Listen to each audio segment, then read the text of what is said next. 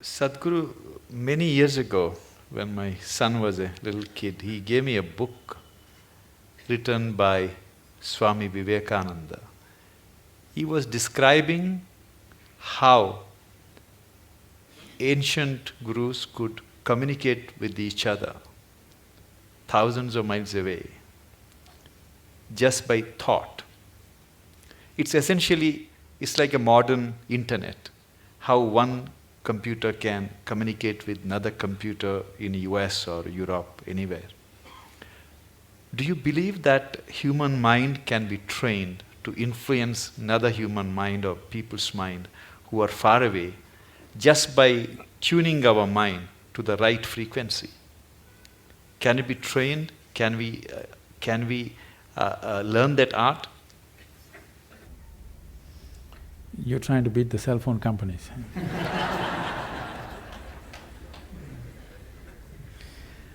It's not just about the mind. See, when we say mind, the English word mind is only generally referring to only the thought process. Thought process is the most surface element of your mind. I think because of European thought, we have given too much significance to the thought. In the yogic science, we do not attach any importance to what you're thinking about or feeling right now, because what can you think? Only the data that you have collected, you're recycling it, it's of no great consequence. Whatever is in the surface of your mind keeps rolling, that is not of any consequence. What you're thinking and feeling right now is very surface of mind. There are deeper dimensions of the mind. In Sanskrit language, there are many words to describe the different states of mind. But now there is one aspect of the mind, for lack of time and stuff, I'll leave those things. There is one aspect of the mind which we refer to as chitta. Chitta is the innermost core of the mind, which is your connection with what we are referring to as consciousness. If your chitta becomes conscious, if your chitta acquires a certain level of conscious control, if you acquire, now you have access to your consciousness.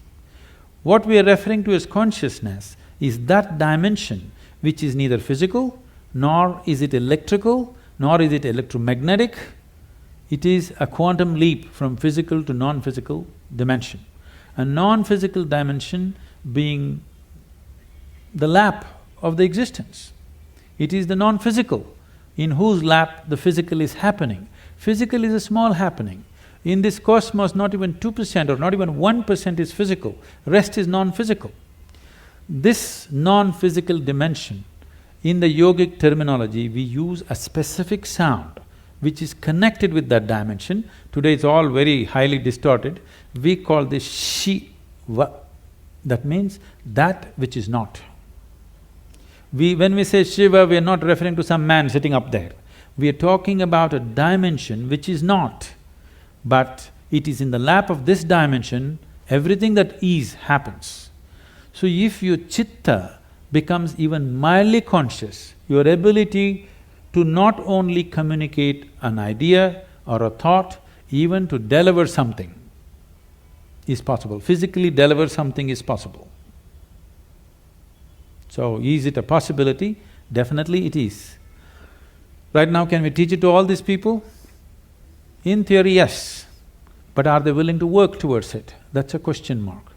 One big problem is, our education systems are such, we have glorified our thought to such a place. First, to bring that down itself will take time. To make them understand the stupidity of their thought, it will take a whole lot of time. Because everybody thinks they're smart, but actually the smartest thing about most people is their phone.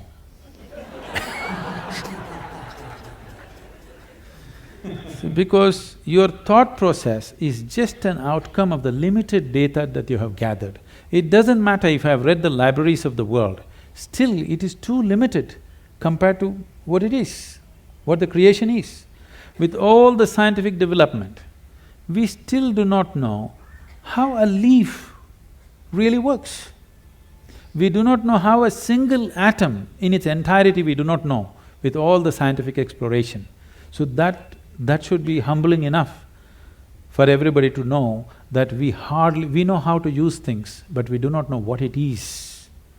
it will take lifetime of attention to even grasp the fundamentals of what it is. So if people are willing to first of all understand, like the whims of their heart you just dismissed as dumb, okay? If they also understand the so-called smartness of their thought process and emotion is quite dumb, now it becomes easy. It becomes easy to train people that communication it's not like, now I want to generate this thought and give it to you, not like that. Things will happen to you before you think. What is best for you will simply happen to you even before you articulate in your mind. You don't have to ever think what you want to become, how you want to be. Life will just arrange itself.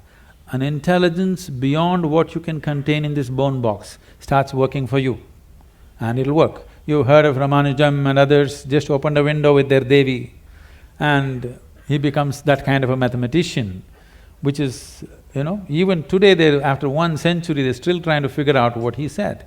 And the mathematical calculations that he gave is the backbone for describing the black holes in the universe. When he was there was no word called black hole, nobody knew there is such a thing. When we say black hole, what we are talking about is the curve of time and gravity, which is something modern science is battling with. He made mathematical background for that. As the curve increases, what is in existence, physical existence, becomes non-existence. So this is what it is when we say yoga. You reduce the curve in such a way that what is largely physical becomes non-physical. Once it's non-physical, time and space is not an issue. Once time and space is not an issue, communication is simply there.